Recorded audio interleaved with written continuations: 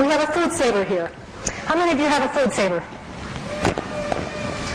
How many of you are going to get a food saver? I guarantee you, go up. This is the real part where I put the love into my food storage. There are a lot of things that you can't put in the metal cans. Anything that I can put in a number 10 metal can, I will, because they're sturdy and they give your food a long shelf life. But there are things that have high oil, high moisture, or high sugar content that you can't put them in the metal cans. Things like chocolate chips and raisins and nuts and chocolates. This is my favorite. You can put those in the glass jars, and you can vacuum seal them, and this will extend the life of your food by years. These were sealed on the same day. These are chocolate chips. This one came undone, and I didn't know, I didn't check them, and about a year and a half into this little jar's lifetime, the chocolate chips started to go white. You know what it looks like, they're losing their color, and they eventually turned into this just nasty white powder. These are still chocolate chips 3 years later. 1105, exactly 3 years later. They will extend the shelf life of these kinds of foods, and you're now going to be able to have things that you never thought you could put in your food storage. We've successfully sealed raisins, nuts, chocolate chips, brown rice, chocolate cake mixes, cornbread mixes, all kinds of mixes that you can do.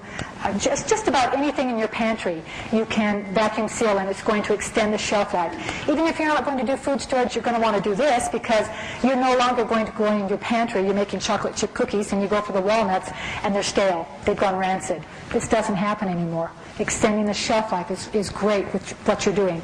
Now, the process couldn't be easier. You're going to take your food saver, and I have never used this part of it, the part where you put the bag in it and you seal the bag. I don't even use that, because the bags will always leak. Every single time, eventually, that bag will leak. These jars stay sealed until you open them up. And this is open because yesterday I opened it up to the crew and they ate all the candy, so this is open.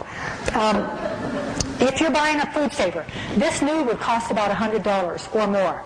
Do not buy it new. Go to eBay. Every single day I have ever gone onto eBay, there have been at least 100 of these that people are getting rid of. So you go on there, $20, $25, although the more I give the class, the faster they're going. So do it tonight.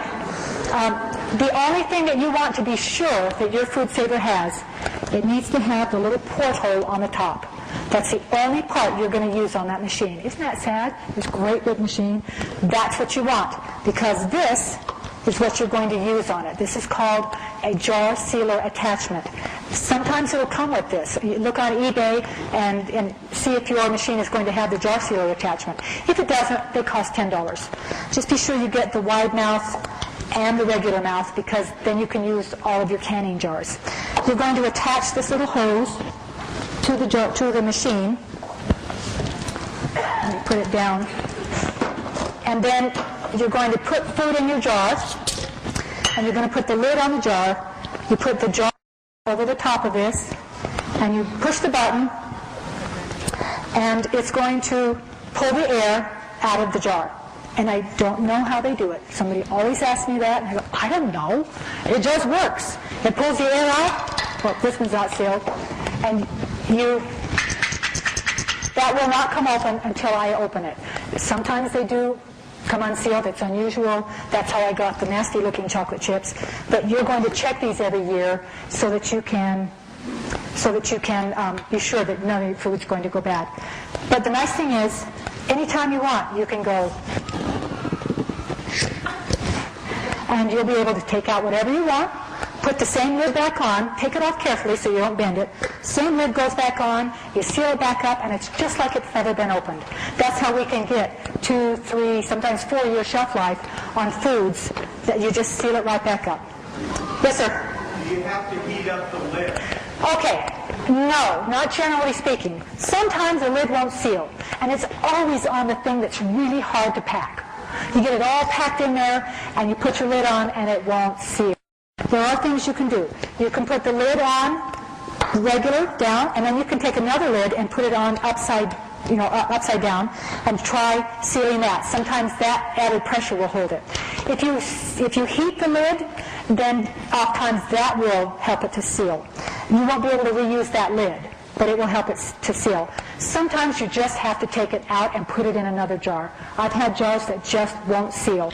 But generally speaking, it's a very simple process. You put your food in, you put the lid on, you seal it up, date your lid, always put the date on so you know how old it is and when it needs to be rotated.